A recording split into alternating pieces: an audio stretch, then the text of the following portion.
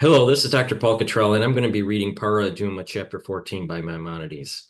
When an earthenware container that held the ashes of the red heifer was touched by the carcass of a crawling animal on its side, it is pure, for an earthenware container does not contract impurity from its outside,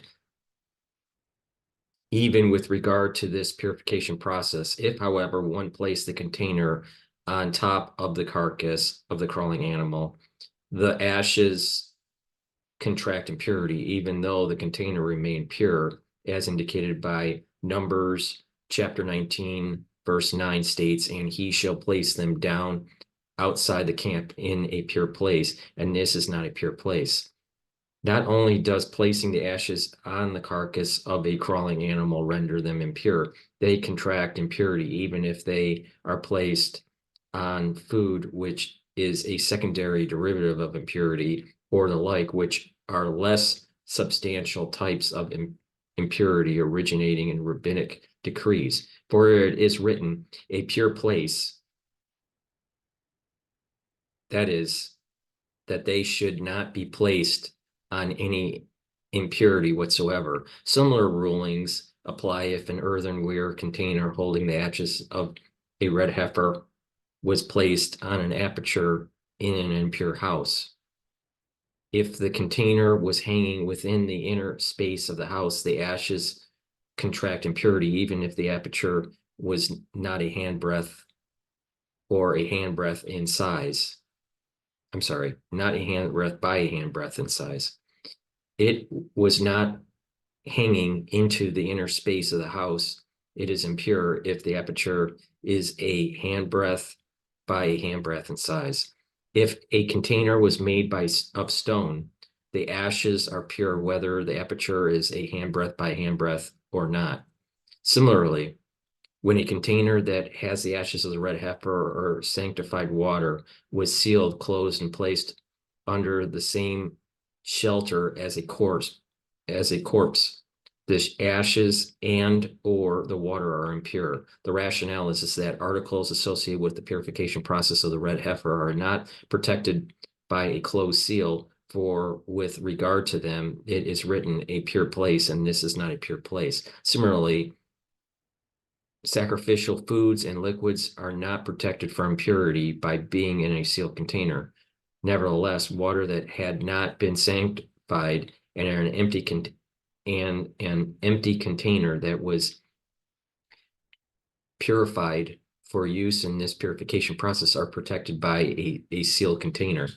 Why does the above apply? When the owner was pure, if, however, the owner contracted impurity, the water is disqualified no matter where it is located. What is implied? If a person's water was in a sealed container and it were both under the same shelter as a corpse, they are both impure. If he is outside and water that is not sanctified is inside, they are both pure. If he is inside and the water is outside, just as he becomes impure, his water is also disqualified. The following laws apply when a person who had purified himself for the sake of the purification process was standing on an oven or a similar implement that had not been purified for this process, and he extended his hands outside the space of the oven while holding a receptacle containing the waters for this purification process. Similar laws apply if a bar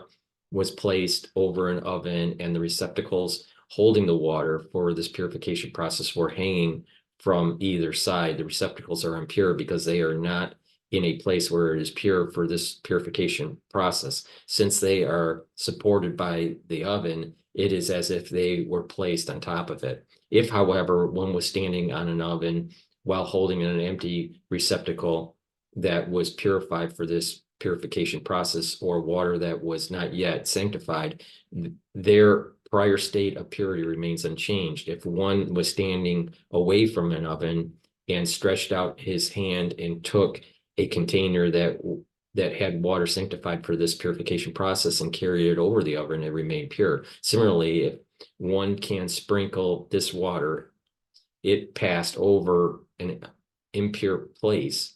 For example, a place where one sits or lies that became impure or the like, it is pure.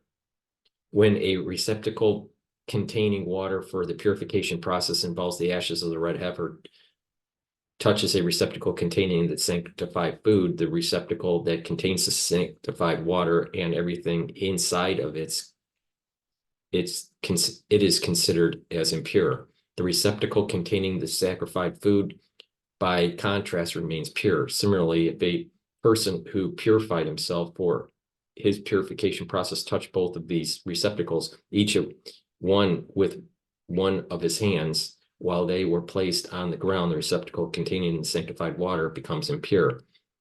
The rationale is that the person who had purified himself for this process contracted impurity when touching a container that had not been purified for this purpose, as we explained, and then he imparts impurity to the sanctified water.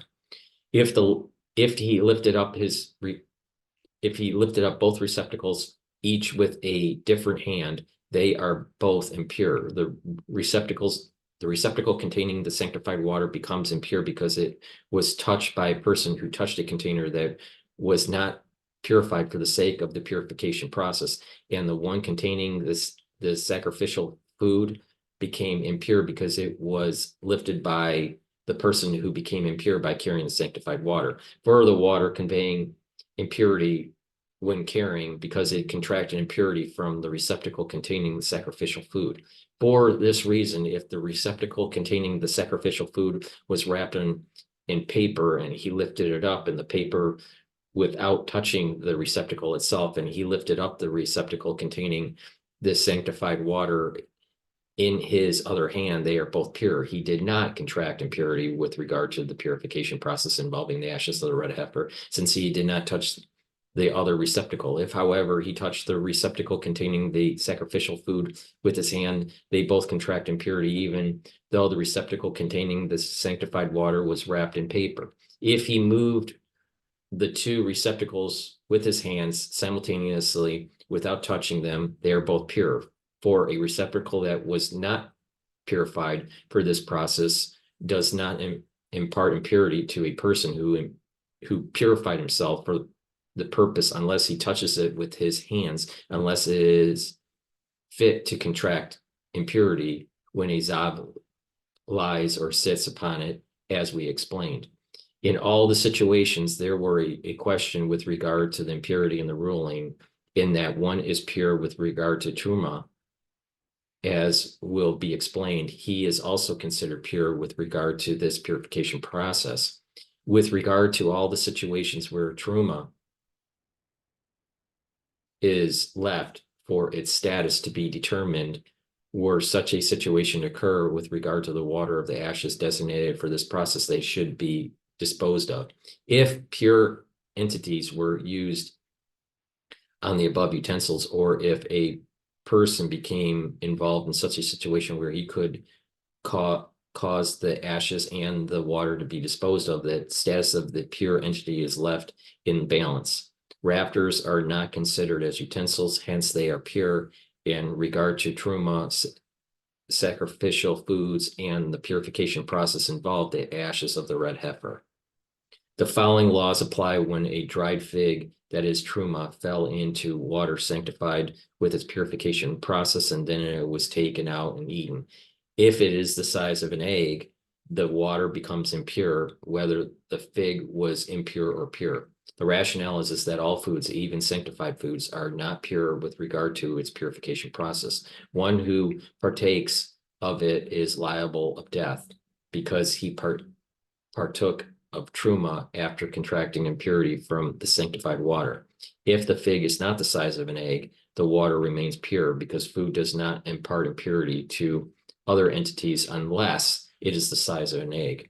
This applies with regard to Truma, to sanctified foods, and this purification process.